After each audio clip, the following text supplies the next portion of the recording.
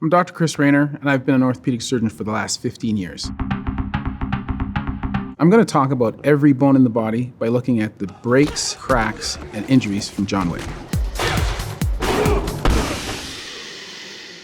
Humans are actually born with a few more bones, but as they mature, some of those bones fuse together so that the number is reduced.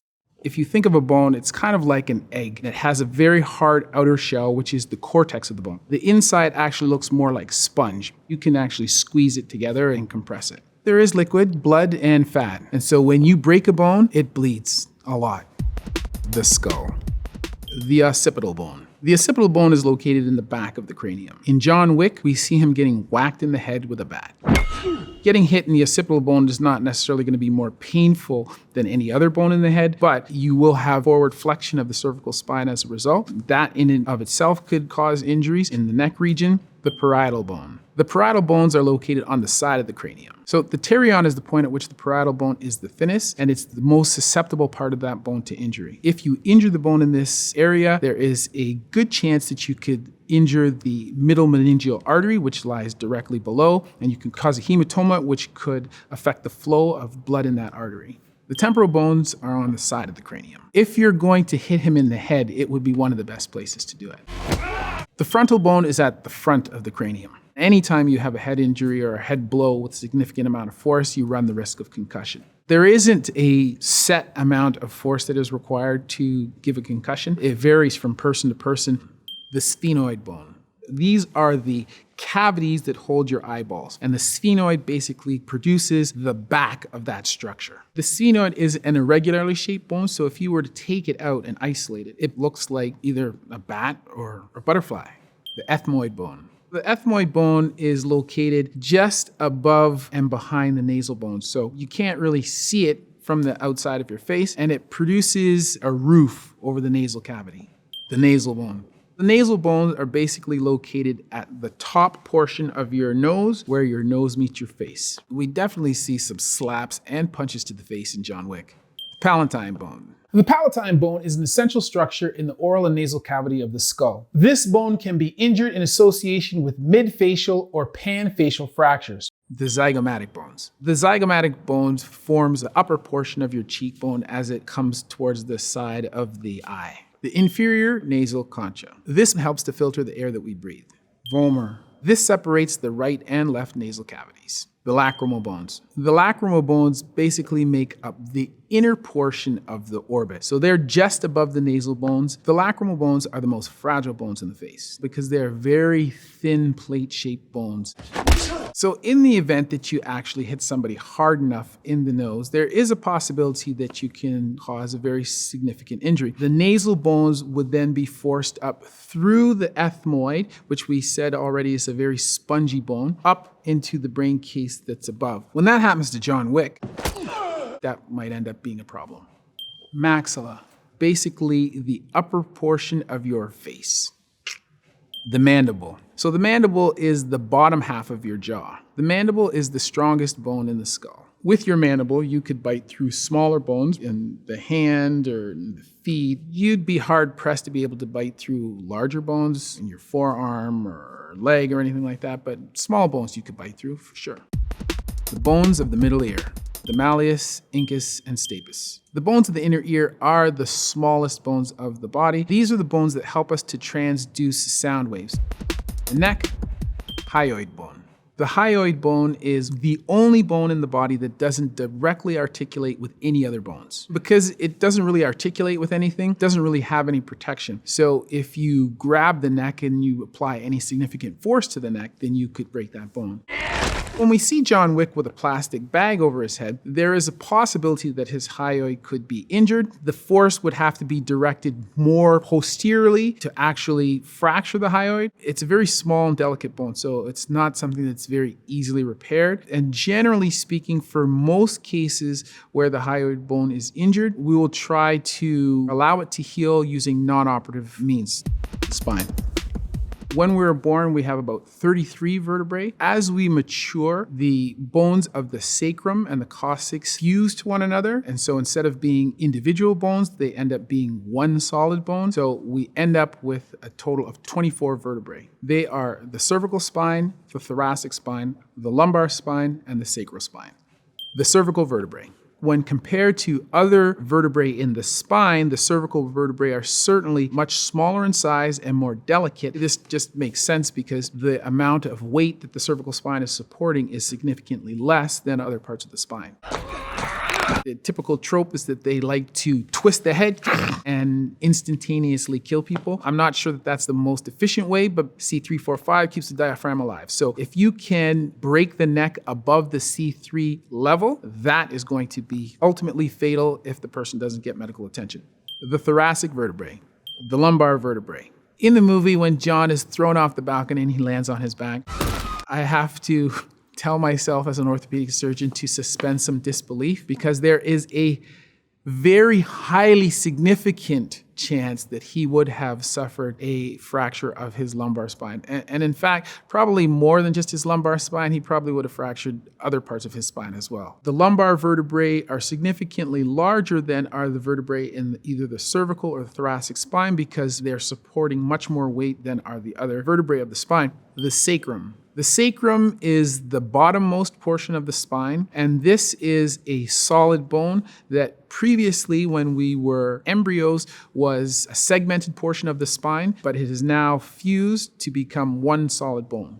The coccyx. The coccyx is the endmost portion of the spinal column. It's the bottom portion of the sacrum, and it's basically a vestigial tail. It's otherwise known as the tailbone. The tailbone is not really protected by anything. If you look at most of the other bones, other than at joints, those bones are surrounded by a significant amount of soft tissue, including muscle and fat. But if you touch your tailbone, there's not really anything between the tailbone and the hard surface that you're going to impact other than a small layer of skin. When you land on your tailbone, you are hitting your tailbone directly onto the floor, and that's why it's painful.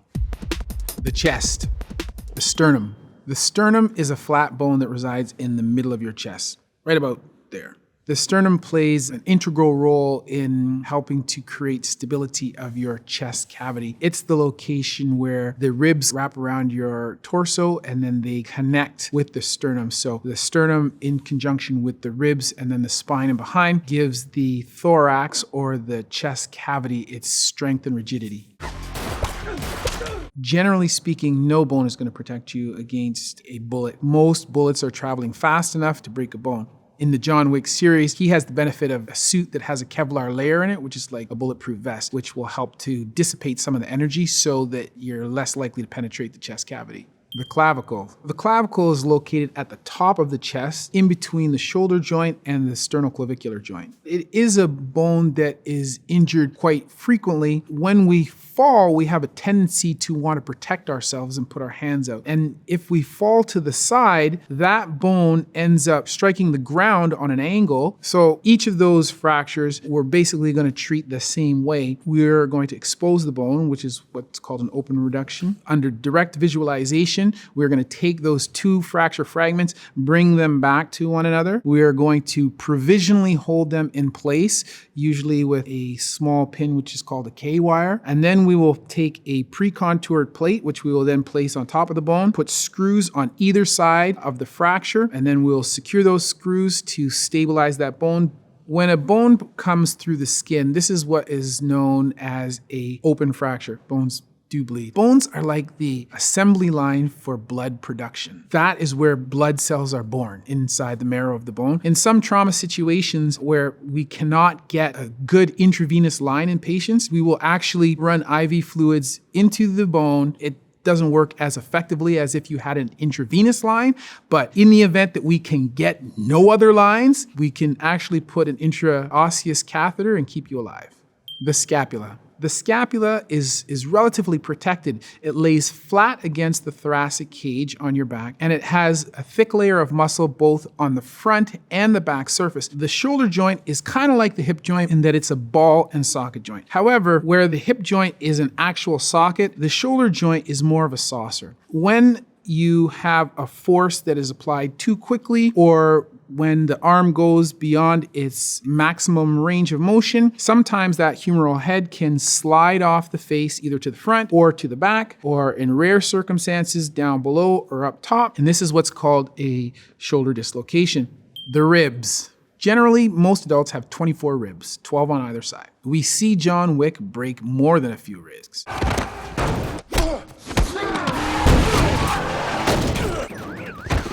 So when you suffer a rib fracture, there's always a chance that some other structures normally protected by the ribs can be injured. Most likely this is going to be the lungs. Those injuries can be associated with pneumothorax, which is where air can escape the lung but still sit inside the chest cavity, or also a hemothorax, or in some cases a hemopneumothorax. Those are the kind of injuries that are most common. Some people have extra ribs, and this is basically a congenital deformity, if you will, or it was just a spontaneous mutation. So generally speaking, the extra ribs are located in one of two places, either the cervical spine or the lumbar spine. The arms. So there are generally three bones in the arms. We have the upper arm, which is made of the humerus. The humerus bone is the longest bone of the arm and supports movement in the arm and shoulder. The radius and the ulna. The radius and the ulna are likely bones to be fractured, and that is a function of our desire to protect ourselves in the event that we fall. There's no such thing as a funny bone. This is a misnomer. What you have is a nerve in very close proximity to the end of the elbow on the medial aspect. And this is the ulnar nerve that lies just behind the medial epicondyle. So when you bang your funny bone, what you're doing is you are banging the nerve, which is the ulnar nerve, and you're squishing the ulnar nerve between the surface that you have banged and the medial epicondyle. The hand bones. So you have the small irregular bones which make up the wrist, and there are 8 of those, and those are called the carpals. The carpal bones of the wrist are arranged in such a way that there is a tunnel which is called the carpal tunnel. Through this tunnel, the nerves and the tendons, flexor tendons of the wrist are housed. A common problem that people will have if there is any inflammation that's associated with these tendons is carpal tunnel syndrome. It takes some time to recover after carpal tunnel surgery, so you may have transient numbness and pain in your hand for almost a year after carpal tunnel release. Just adjacent to those, you have the 5 metacarpals. The metacarpus is a group of 5 bones of the hand between the phalanges and the carpus that makes up the rays of the hand. Even though the metacarpal bones are small, they are still classified as long bones. The next grouping of bones are the phalanges, or what people refer to as the fingers. The thumb is a unique digit in that not only can it flex and extend, but it can also rotate into a movement that we call opposition. In the savannah, we needed to be able to grasp to climb trees. And so the thumb allows us not only to grasp with our fingers, but is what provides almost 50% of the function of your hand. It is very easy to lose a finger, actually. Reattaching a finger is called a replantation. This is a relatively difficult procedure where we have to basically reconstruct the joint capsule to provide stability to the joint. We then have to reconstruct the nerves and the blood vessels, both arteries and veins, so that there is blood supply to and from the finger. And then we have to provisionally stabilize that while all of those structures heal. The pelvic girdle. Ilium, ischium, pubis. There are 2 spaces in between the hip bones. So you have the top of the pelvis, which is called the pelvic inlet, and that's about this big. And then you have the bottom space, which is called the pelvic outlet, and that's about this big. The strongest part of the pelvis is the acetabulum, and this is where the ischium and the ilium meet. And the reason why this is the strongest is because this is what makes up the socket of the hip joint. So this is where most of the force of the hip is distributed. One of the most unique injuries that you can have to the pelvis is what is called a windswept pelvis. If you were driving and then your car were T-boned, with a high enough energy of impact, you can not only push in the near side of the pelvis, you can also push out the opposite side of the pelvis. The legs, the femur. The femur is the largest long bone of the body, and it is also the strongest bone of the body as it sees the most compressive force on a day-to-day basis. If you are eating marrow from a cow, it is most likely that you are eating it from the femur bone. The equivalent is the femur in the human. if you have a femur fracture, you can bleed 2 liters of blood out of your femur into your thigh. So almost half your blood volume. The fibula. The fibula is quite commonly used as what we call a vascularized bone graft. We can take bone from anywhere in the body and move it to another. Generally, we will do this with non-vascularized bone, so bone that does not have an active blood source that is attached to it. However, with the case of the fibula, a nearby artery, perineal artery, can be used to transplant that bone to another area and at the same time bring with it a blood vessel that will improve the likelihood that bone will be incorporated at the new site. The tibia. The tibia, or shin bone, is the second largest bone in the body after the femur. It can be fractured along its length when kicking hard objects or when checking kicks with your leg. The patella. The patella articulates with the distal femur. It is contained within the tendons on the front aspect of the leg. So the quadricep tendon attaches to the top and the patellar tendon attaches to the bottom. Those tendons basically hold the patella in position. So as you bend your knee, the patella will move up and down a groove on the front of the distal femur, which is called the trochlea, and the knee will be kept in position medial and laterally by that trochlear groove, and it will protect the front of the knee. The feet bones. The foot bones are interesting in that they are similar to the bones of the hand, except that these bones are weight-bearing. As such, the foot has a number of arches which help to support the weight of the foot and to allow it to move dynamically as we stand and mobilize. The tarsal bones. The tarsal bones form the posterior aspect of the arches of the foot. The metatarsal bones. The metatarsal bones are known as the rays of the foot, and they form the front half of the arches of the foot. The phalanges. The big toe has 2 phalanges and the other toes have 3. In the past, when our ancestors lived in the savannah where we were climbing and we needed to hold on to branches and swing from branch to branch, we needed to use not only our hands but also our feet. At that time, our feet looked much more like hands, and so they have a lot of bones with a large number of articulation to allow them to perform hand-like movements. Although we still have those bones, our feet no longer function in the same manner that they did in the past. So when you break the digits of your feet, because the actual digits are so short, there really isn't a lot of bone that's available for us to fix. And normally when we fix a fracture, we want to have an adequate number of points of fixation on both sides of the fracture. But if the actual bone that we are fixing is only a centimeter long, what we will tend to do is splint them to the next adjacent straight phalanx, where we will buddy tape them together. That was each and every bone in the body, thanks to John Wick and Captain Jack Marrow. I think we got them all. And now for the final send-off,